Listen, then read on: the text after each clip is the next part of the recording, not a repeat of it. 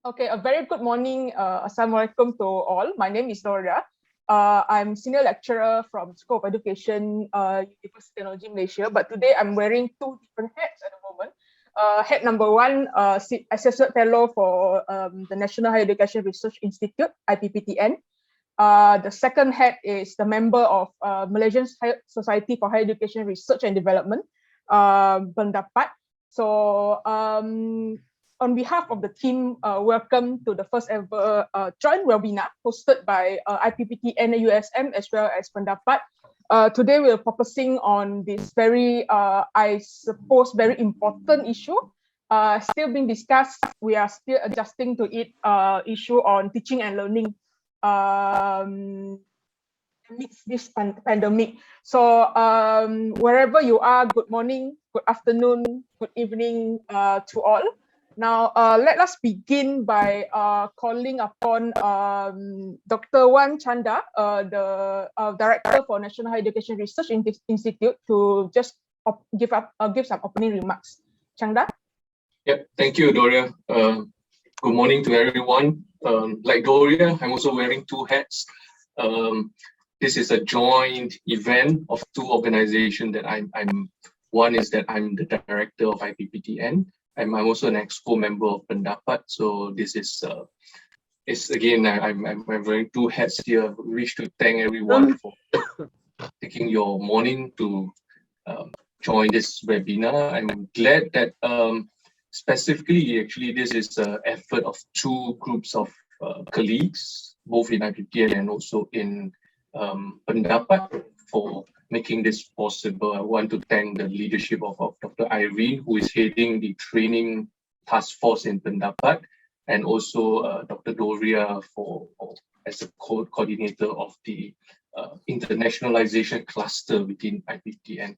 And managing cross-border teaching and learning during pandemic, I think we are all in the midst of this. Glad we had this session to share a little bit more experience on what is happening. I think this is a very relevant, very apt topic at this moment. And I was made to understand this is the first of many more interesting events to come between the task force and also the clusters. I'm glad that this is because the task force has been has begun this year, and also the cluster also has begun this year. Two groups of people with similar interests, but has been working on the topic of internationalization from rather different perspective, right? The clusters has been working more on research, bringing together some of what is the latest happenings in terms of internationalization. And I believe that the task force with many on the ground experience, I think this will be a very interesting session where we don't only talk about what is happening on the ground, but we also fit in with some of our understanding from the literature and from some of the research that is currently taking place. All right, without further ado, I think I will once again thank you everyone for this. I look forward to a fruitful session. Back to you, Doria. Thank you. Right.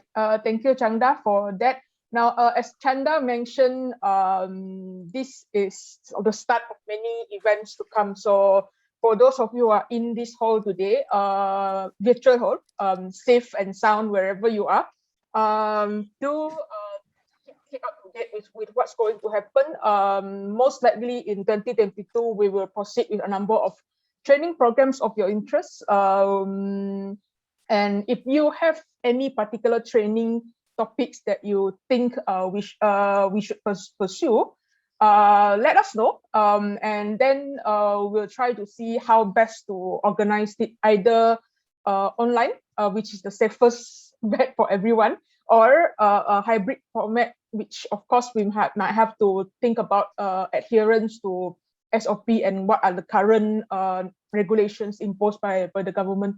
So before I begin, passing it over to Dr. Ireen's session for their part of the seminar, let me go through some ground rules first. All right, you should be able to see a set of PowerPoint slides. Let me project. All right, now we are using Zoom by now. everyone should be familiar with the functions of Zoom. However, let me recap some of the key functions. Please do not click the red button. Stay with us until the end of the session. It's a 2-hour session, so we're expecting to finish this by 12 noon. Please change your view layout into speaker view so that you are able to see probably some slides or the expressions of the panels better. And then some other Zoom functions to take note of is number 1, please keep yourself muted at all times. Number 2, we do not require you to turn on your camera, so please turn off your camera throughout the session. There is a participant function at the bottom. You can see the list of participants participating in this hall today. Chat with others using the chat function, and you can show certain reactions on what is being presented by the panelists through the reaction function. Now, take this down if you can. How we're going about with this session today is that the questions will be collected through this application called Slido, Slido. So go to www.slido.com and enter the code 84050151. 840151. I'll be giving this in the chat function as well, so not to worry. So send us your questions on the platform, and then if you do not have any question to ask, probably you can go through the list of questions and vote for your favorite questions to be addressed during the session. All right, so let me stop sharing. And let me pass this over to Dr. Ireen's team. Dr. Ireen, the virtual floor is yours. Thank you so much, Dr. Doria. Thank you, Dr. Chanda. Good morning to all participants. We welcome you to this session. For the next 45 minutes or so, we will focus on the students' experience from the field. The students, particularly, of course, our international students. We have 3 who will share with you their experience being caught up during this pandemic and how their work was facilitated online, and also the challenges they face and also how they cope. So maybe when we hear from the students, we will get some best practices in order to manage this group of students online particularly. So with me today is the other 2 members of the training committee, which is Dr. Amrita and also Muhizam. So the 3 students, one is right now in China, but did her PhD in Malaysia. And also the other 2 are international students still based in Malaysia. So I am a committee member of PenDaPat. So I would like to invite Dr. Amrita to share her experience managing online learning from the field with her PhD student, Lily. Dr. Amrita, the platform is yours. Thank you, Dr. Ireen, and thank you, everyone. I hope everyone can hear me clearly. Yes, perfect. Thank you, everyone, and good morning from China. I'm Amrita, and I'm currently teaching at Wenzhou University in China. I'm also a member of PenDaPat, which is a privilege and honor. And I think I'm extremely delighted to be here this morning. I would like to thank IPPTN and PenDaPat for organizing this discussion. I think it is important that all of us as academics and students who have trudged through these difficult times in our personal and professional lives during this pandemic. So it's a good idea to come together and share our stories, because we might have a lot to learn from each other's challenges. As we have noticed that during this pandemic and all these discussions, especially in higher education, most discussions have focused on leadership, management, as well as undergraduate and postgraduate teaching and learning challenges and opportunities. However, one area in academia which has not received enough attention during this pandemic is doctoral supervision, especially concerning the international students who either had to go back or they could not make it back to the campus to continue their research work. I was at UUM when Malaysia entered its first lockdown in March 2020. And naturally, we all panicked in our personal lives as well as in our professional lives. And we directed all our energies and all our attention to designing the coursework for the classes we were teaching face-to-face. We began with digitizing our contents. We started learning LMS. We also started learning different kinds of web tools that we needed to learn. But given the nature of PhD supervision, which is pretty independent, it took us a while to consciously divert our attention towards the need of international students specifically for PhD supervision. We did not really think consciously about, hey, what should we be doing? However, as the time passed, we realized there was a huge uncertainty among international students as well as the supervisors about several important questions like when and how will these students be able to make it back to the campus?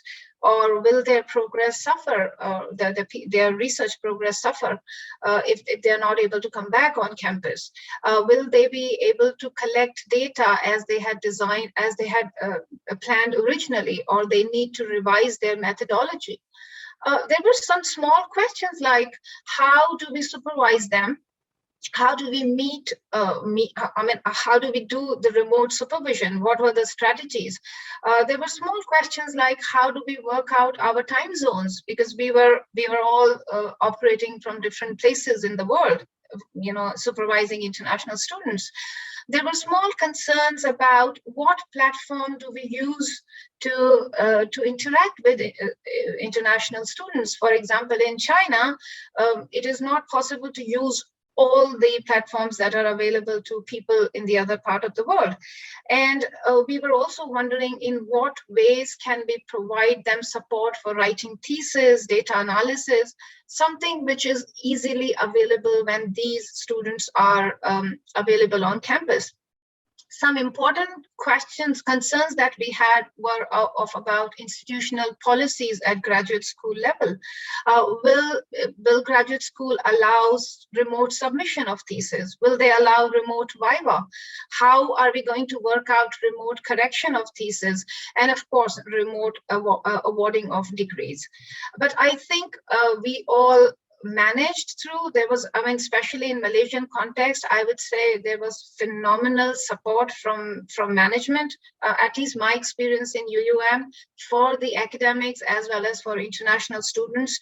And I think we all grew organically to support each other in outstanding ways during this pandemic. And currently, I feel that we have created a robust and pandemic-proof supervision system, which can envision continuing doctoral supervision remotely. So what did we do and how did we overcome the challenges? And how did we answer the important questions that I recently raised? I have my PhD student, Lily, Wu Daily is her Chinese name. I would invite Lily to share some of her experiences which may answer the important questions that I have recently raised. Lily was in UUM pursuing her degree in education psychology with me and Prof. Rosna. And I think I will not take more time. Lily, would you like to unmute yourself and share your experiences? How did you finish Lily was awarded her degree during this pandemic, so it would be very interesting to hear it from Lily's mouth. Yes, Lily. Okay, hello, Doctor. Hello, Doctor, how are you? Hello. Yes, Lily, we can hear you. Okay, thank you. Thank you for your nice talk. Okay, so now I begin. Okay. Good morning, everyone. My name is Wudali. I come from China. Now I'm a lecturer in PenDaPat University in southwest of China. And my current job is student assistant in my university in one school. It is a great honor to be invited to join today's online meeting. Now I will share my experience about how I managed my PhD study as international student during COVID-19 from remote supervision by my dearest supervisors.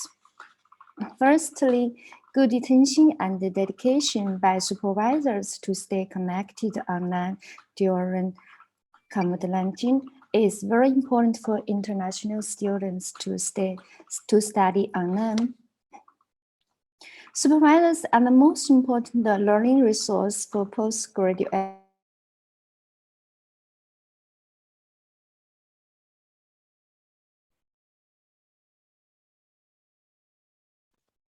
Lily, are you still there?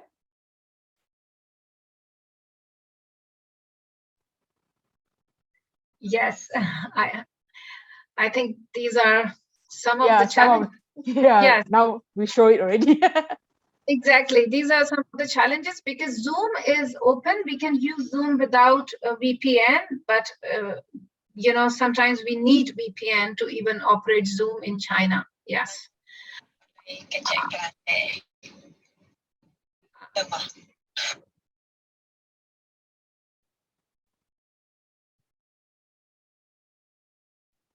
I think her connection is not stable.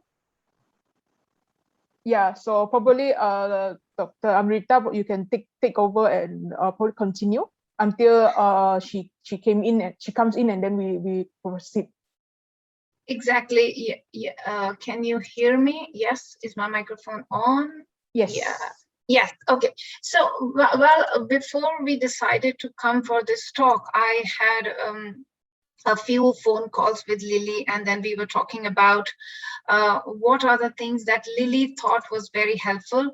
And I was really surprised listening from Lily that the most important thing she highlighted was she said that the compassion that her supervisors and the people at campus showed towards her studies.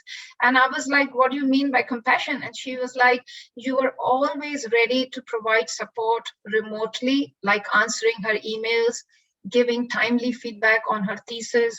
And of course, something like this, you know, like I can read, somebody has written in the comment that you don't need VPN in China. Yes, for Zoom, I think sometimes you don't need VPN, but Google Hangouts or, you know, maybe some other platforms are a little bit challenging to use. So I think what the most important thing that Lily noticed was about the compassion, not the knowledge or not the resources we've offered her during this pandemic. And I think she says she was really moved with the way we were ready to work with her according to her time availability and the resource availability in terms of internet connectivity. And then some other things that she thought were very, very impressive was the people who were available on campus. I think that, I mean, and I was like, I never thought that could be one thing that could influence an international student. So according to her, there were some peers who, like her colleagues who were also pursuing their PhD degrees and they were on campus. According to her, they were prompt in responding to her, for example, you know, going and doing some technical work, getting some forms or asking for some information.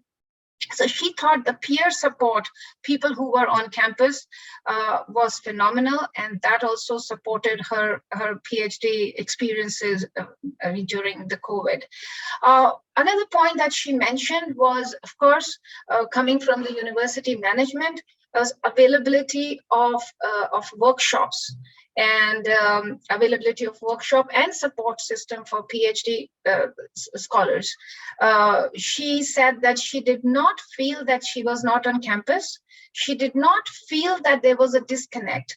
According to her, there were a number of conferences and workshops and lectures organized for students to join remotely. And that connection, that engagement with those workshop and activities provided her a deep connection with the university despite not being there physically. So I think that was something wonderful, and I think we all should consciously continue to support international students in these ways. She said she had learned a lot of data analysis techniques. She had learned writing. She had attended writing workshop remotely from China. So that was wonderful. Dr. Amrita, Yeah. Lily is here already. Yeah. Okay, fine. Yeah. All right, Lily, I've been speaking on your behalf. I was talking about you can summarize that maybe. Yeah. Okay, thank you. So I continue with my talk just now.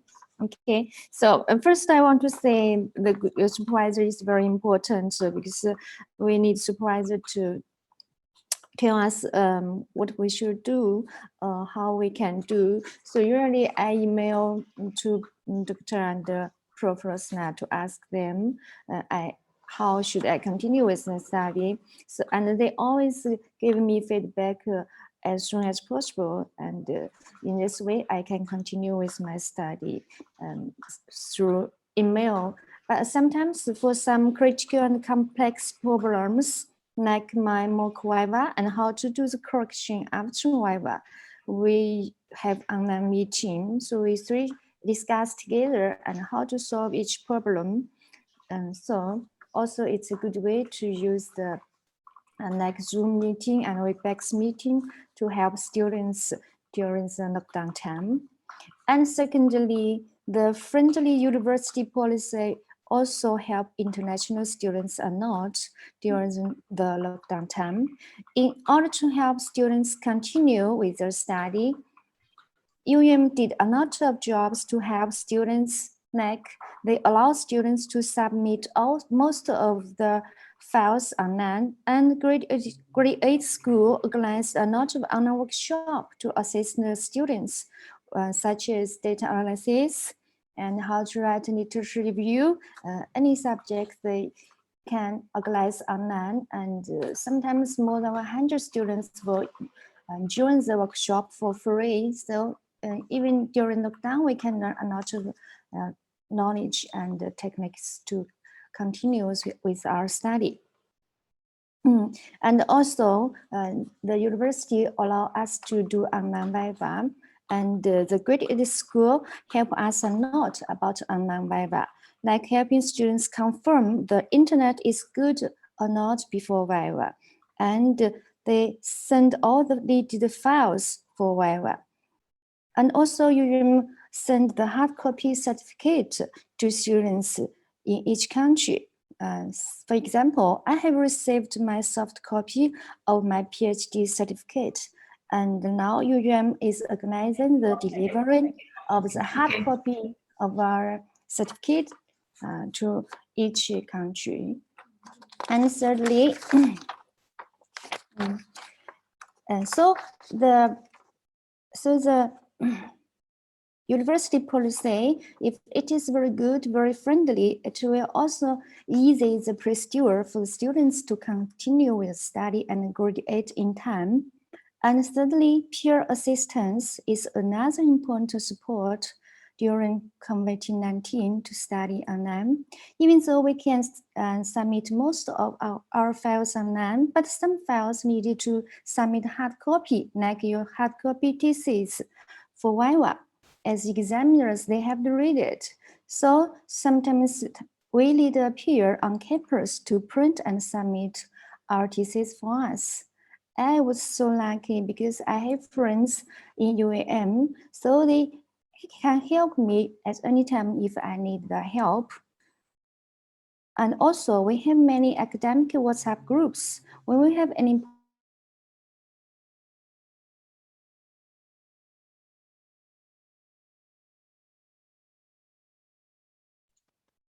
I think we are missing Lily again.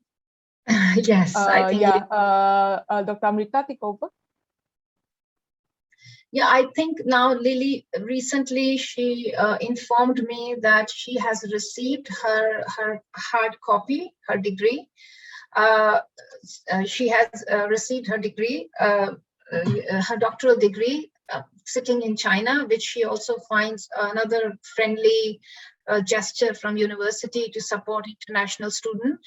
And I think these are the small things, like in the beginning, I was talking about the readiness from supervisors and readiness from supervisors and willingness of just a minute, let me just log out from my WeChat.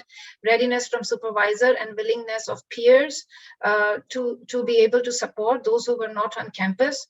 And for me personally, and I think Lily also has realized, is the accommodating policies at graduate level, which were, I think, were outstanding. Nobody had ever thought that graduate schools can be flexible and can come up with such friendly and supportive policies that they allowed Viva online remotely. And by the time I had moved to China and I was able to attend Lily's Viva, which would have not been possible like a few years ago. I know technology played a great role, and the circumstances posed by COVID also played a great role in bringing such a, I would say, radical change in supervision and doctoral education. Like we are talking about flexible education, inclusive education. So no matter these things came out of ugly challenges of these pandemic, but I think they are very, these are powerful changes to support at least doctoral education, which is independent, and I think which can be conducted remotely.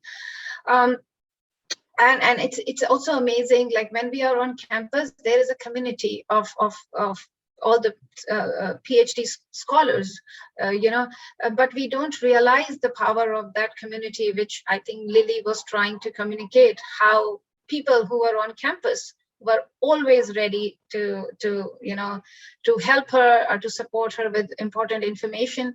Because even though there was a lockdown, but there were some times when it was flexible, like some people could visit on campus, can see supervisors sometimes face to face with their mask on. But the greatest challenge was for international students who were nowhere near the campus, who had no way to access certain things which could be done face to face.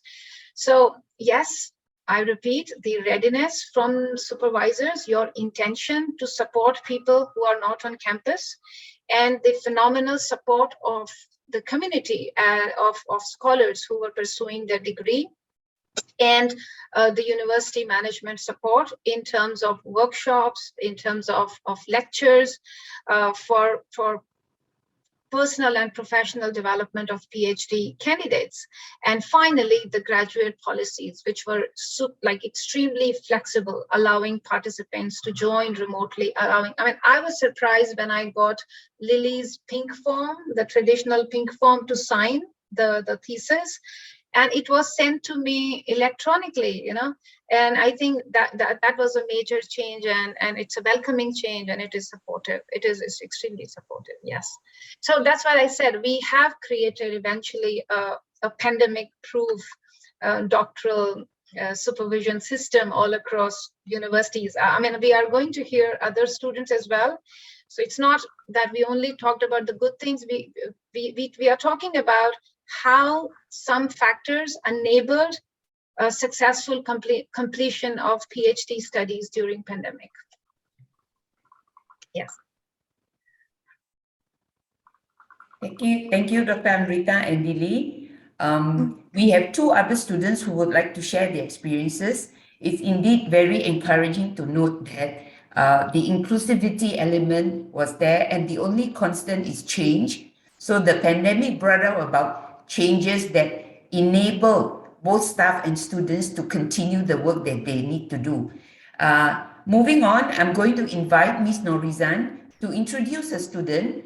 One is Lazarus, who is a master student in UPM, and Ali from Palestine is still trying to connect with us. So Norizan, the platform is yours.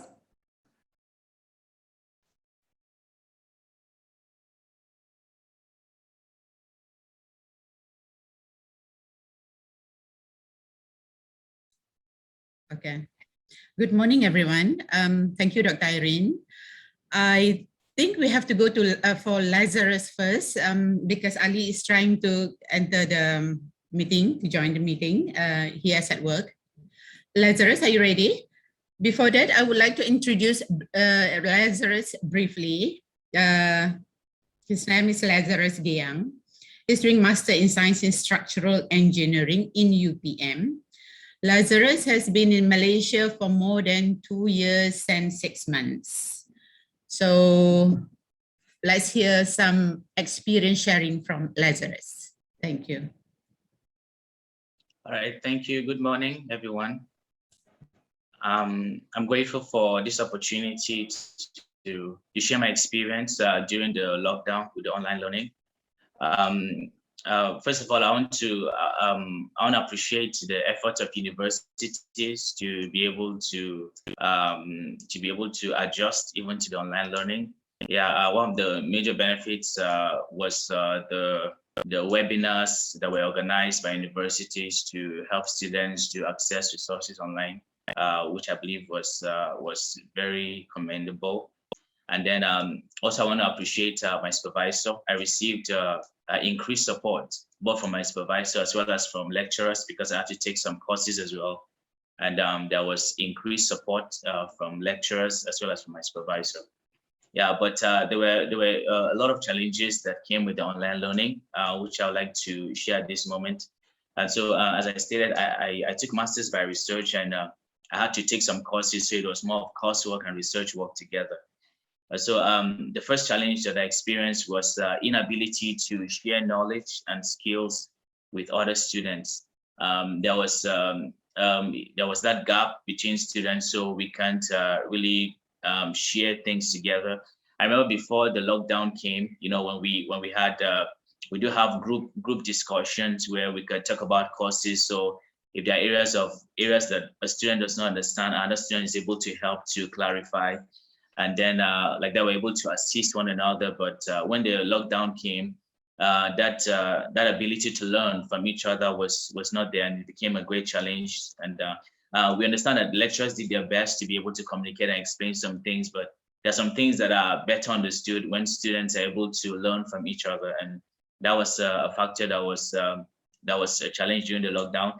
Another thing is software. For example, when we have this group, there are students that are good with a certain software, you know, like taking the engineering, we have to use a lot of software. So students may be good in one design software or the other, and the ability to be able to assist or to be able to teach one another was a bit lacking during the lockdown. So that distance, where that connection between students was not really there. So it impacted the studies in a bit. And then another challenge also in that regard is ability to network with international students. There were some courses that I had to take that many of the students were new. Yeah, so that was their first semester, and I was maybe in my second or third semester. So ability to be able to connect with those students was very, very difficult. And I believe one of the importance of studying, especially in an international environment, is to be able to network with people from different parts of the world, and to be able to know more about them, to learn about them, as well as to build connection and network. But it was a bit of a challenge. There wasn't like provision for students to be able to connect well with each other during the online learning, and I think that was a challenge. Yeah. And then regarding my research work, another major challenge was carrying out practicals and experiments during the lockdown. I understand that it was on the effort to contain the virus, but then it ended up slowing down the pace of my research a great deal. So so unable to carry out research was to carry out practicals and to be able to access some software that were available only in the school. They were licensed by systems, by PCs in the school only. So that helped. That led to slowing down my research a great deal. And also, when the labs were open, there were limited time that a student can spend in the lab, and and there were so that ended up slowing the research and just ended up as well elongating my study period. So inability to access the labs was a great challenge, and also the computer labs like that. And then another difficulty with the online learning was the online platforms that were introduced. I think one of the major features of online learning is to be able to do your submissions, your assessments online. So quite a number of platforms, apart from the Zoom and like Google Meet for meetings, some other platforms were introduced for submitting assignments, for doing assessments, for doing practicals. And many of us coming here were not from countries where are advanced technologically. So there weren't trainings or trainings and tutorials on how to use these platforms before they are being introduced to students. So that was a bit of challenge, being able to be able to use the different platforms for submissions, for assessments like that. It was a bit of challenge. So I think it's something that could be looked into further. International students, some come from not really advanced technologically, like Malaysia is. So I think it's something that could be looked into for further training in that area. All right, and then another stress area was economic challenges. Yeah, there were stress that came as a lot of the economic situation all around. So I was here in Malaysia all through the period. Couldn't really travel back, and then there were economic situations all around. So we desired some kind of assistance, maybe from the universities, like in tuition, as well as in maybe for rents, landlords like that, to be able to like bring some subsidy in that area. So I believe that would have been of great assistance, especially to us international students. So many of the countries where we come from, there wasn't like bonus packages to be able to assist people during the pandemic. So there was a bit of economic stress that came as a result of that. So that was also a challenge during the pandemic. All right, and then finally, what I want to discuss also is the working conditions. The working condition during the pandemic was greatly reduced because before we could go to school, study in the lab, in the library, or we have study rooms in school that were well conditioned.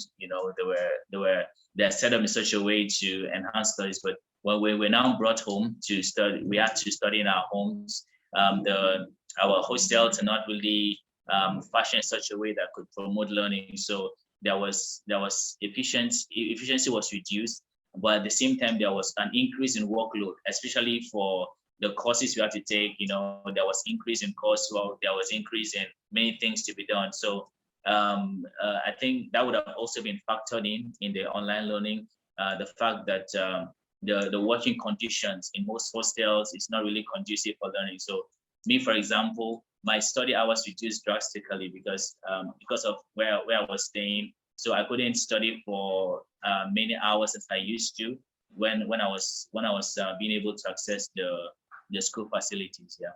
So the working condition was also a challenge for me during the online learning. Yeah. So these were some of the challenges I experienced during the lockdown with the online learning. Yeah. Thank you very much.